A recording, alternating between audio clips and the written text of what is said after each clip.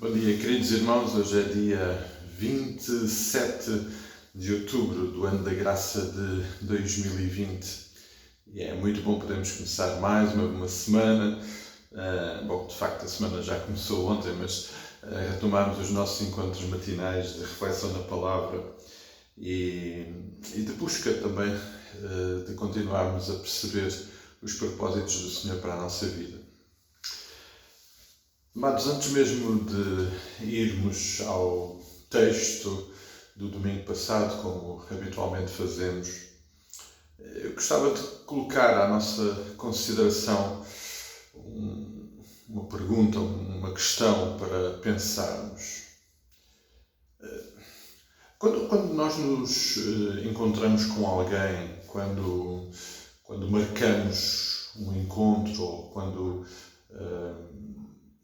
determinamos um momento com alguém, por exemplo, uma ida ao médico, ou encontrar-nos com alguém que nos é importante, portanto, um encontro, um evento que não normal, mas algo especial para nós, qual é a expectativa que nós temos?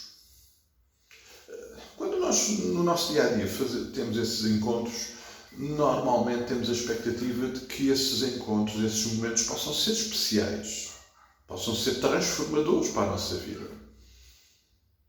Se nós vamos ao médico, por exemplo, temos uma consulta com o médico, nós temos a expectativa que esse encontro resulte numa intervenção médica, uma avaliação que resulta em alguma coisa. Ou o médico olha para nós e diz, e depois de avaliar, diz, está tudo bem, não precisa de fazer nada. Ou ele avalia e diz, não, tem que tomar esta precaução, tem que tomar este medicamento. Nós não vamos ao médico na expectativa que tudo fique na mesma, que não haja nenhuma alteração, ou que a intervenção do médico seja nula ou inexistente.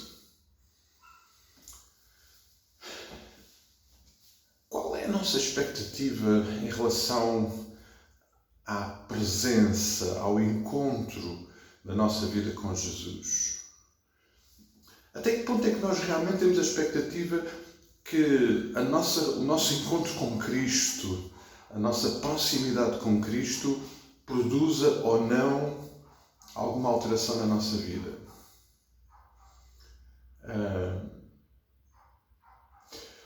A verdade, amados, é que com Cristo,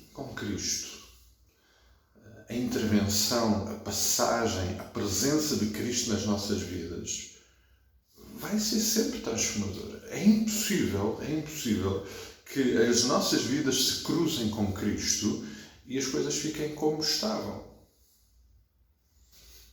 E aqui podemos, mas há aquelas pessoas que não acreditam em Jesus e por isso Jesus não fez diferença nenhuma na sua vida. Não é verdade. Não é verdade. Até para essas há uma alteração profunda. Mas que não seja porque eles tiveram a oportunidade. Porque eles tiveram um contacto com Cristo. Se eles o desprezaram, esse momento é muito importante para as suas vidas, porque vai ser um momento sobre o qual eles vão ter que dar contas um dia. E eu estou a dizer isto porque, obviamente, nós estamos a considerar o texto da Epístola de Tiago e o texto de Tiago é realmente todo ele muito prático para a nossa vida, para o nosso viver diário. Tiago está a entrar num campo em que é impossível nós olharmos para aquele texto e ficarmos indiferentes, porque ele está a falar em coisas que nos são muito práticas, muito reais, coisas do nosso dia-a-dia, e ele está a falar e está a tocar também em áreas difíceis e a expectativa é que de facto as coisas não fiquem como estavam. E eu estou a colocar esta questão aos irmãos porque eu próprio me tenho colocado perante esta questão, não é? É que por vezes dá a sensação, e eu estou a falar para mim então, somente, que eu perdi a expectativa de que Cristo faça alguma diferença na minha vida, que eu quase que vivo o meu dia-a-dia sem expectativa que algo extraordinário, alguma intervenção de Cristo na minha vida possa produzir um efeito. Isso não é possível e não é verdade. Óbvio que isto depois precisa de ter uma aplicação prática, uma reflexão prática para cada um de nós.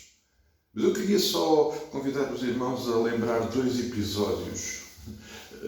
E estou a usar estes 2, curiosamente, os 2 episódios têm um denominador comum nestes 2 personagens, nestas 2 pessoas que tiveram um encontro com Jesus, provavelmente com expectativas diferentes, mas nestes 2 encontros nós percebemos que, obviamente, as suas vidas não ficaram mais como estavam. As suas vidas foram tocadas. E quando nós analisamos de uma forma geral os encontros de Cristo com pessoas, as vidas dessas pessoas não voltaram a ser o que eram. Porquê? Porque Jesus intervém e transforma. Nós não podemos ter a expectativa que a nossa vida não seja alterada por causa da intervenção de Cristo. Mais a mais, nós que o aceitamos, nós que lhe entregamos a nossa vida, não podemos ter a expectativa que dia após dia a nossa vida continue na mesma, porque Ele está presente, Ele está a atuar, Ele está a falar. E é por causa disso também que estamos a ter esta conversa. Em Lucas capítulo 18 e no versículo 18 está registado aquele conhecido encontro de Jesus com o jovem rico. E eu queria dizer que o denominador comum destes 2 encontros tem a ver com bens materiais, com dinheiro, com riqueza.